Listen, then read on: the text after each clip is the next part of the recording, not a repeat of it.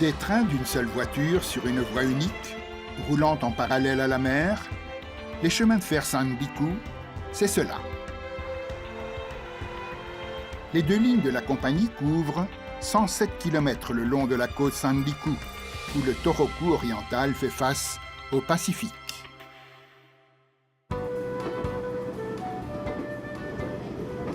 Aux commandes de ce train, Seika Utsunomiya. Elle a grandi sur la côte et depuis son enfance, les chemins de fer Sanriku font partie de sa vie. Peu de chemins de fer passent aussi près de la mer. J'espère que beaucoup de gens voyageront avec nous et profiteront des vues magnifiques sur l'océan. Ce littoral découpé, fait de criques longues et profondes, entre des falaises abruptes, a rendu les communications difficiles et dangereuses. Les chemins de fer Sanriku ont été la solution.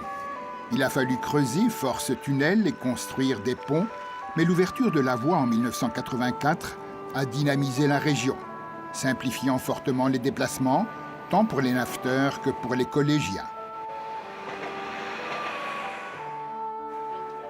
Seika Utsunomiya a toujours rêvé de conduire un train.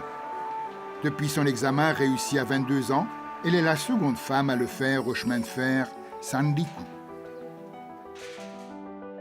Depuis mon entrée dans l'entreprise, je voulais un jour conduire un train. Je me souviens encore de mon émotion quand j'ai pris les commandes la première fois. Seika Utsunomiya était encore au lycée quand un événement a complètement changé l'aspect de ses paysages. L'énorme séisme de 2011, suivi d'un tsunami dévastateur. Les vagues immenses ont arraché les voies, détruit les ponts et les gares, submergé les trains. Les chemins de fer Sanriku ont été mis à genoux. Après la catastrophe, Atsushi Tomite de la compagnie Sanriku est venu examiner les dégâts. Une chose a aussitôt retenu son attention. Les routes étaient impraticables et toutes les voitures emportées, mais les gens se déplaçaient en marchant sur une autre voie ferrée. Alors que beaucoup étaient désespérés, M. Tomita a compris que la voie ferrée était encore partiellement utilisable. Nous sommes une compagnie de chemin de fer. Notre devoir était de remettre nos trains en service le plus vite possible. Les techniciens se sont mis aussitôt au travail. Restaurer ne fût-ce qu'une section de la voie serait d'un grand secours. 5 jours seulement, après le désastre, des trains roulaient à nouveau sur un tronçon de 11 km.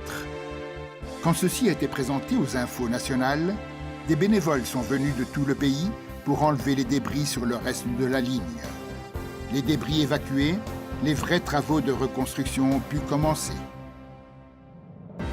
En avril 2014, 3 ans après la catastrophe, les chemins de fer Sanriku reprenaient pleinement leurs activités.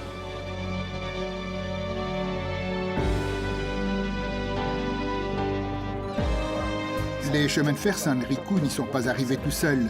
Nous devons remercier la population locale pour son engagement et tous ceux qui nous ont aidés. Seika Utsunomiya a été embauchée après la catastrophe et elle a réalisé son rêve, conduire des trains. J'espère que notre compagnie aide les gens à se relever et à reprendre goût à la vie. Je veux aussi contribuer à améliorer l'avenir de la région.